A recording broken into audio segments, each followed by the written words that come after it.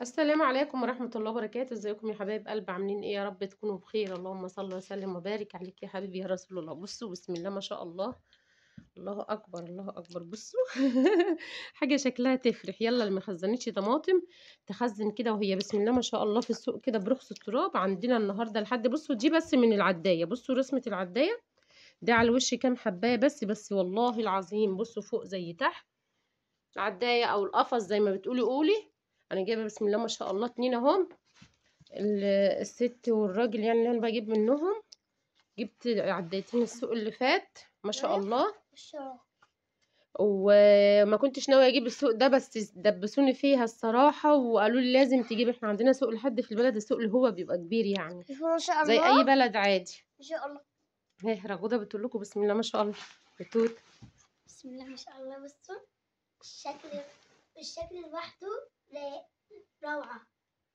بصوا أصلا بسم الله ما شاء الله. وريهم الطماطم يا رغوده، قول لهم اعملوا لايك.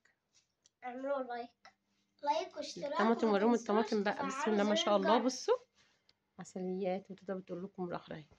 بصوا بسم الله ما شاء الله، بصوا الشكل عامل ازاي، كل العراف بحالها كده بسم الله ما شاء الله. ربنا يخلي زرعينها يا رب. فاللي ما خزنتش بقى انا بقول لك النهارده يا حبيبتي انتوا هي خزني الطماطم. الصراحه الوحيده اللي انا ممكن اخزنها كده بكميات ما شاء الله، عشان انتوا عارفين تعملي تتبيله،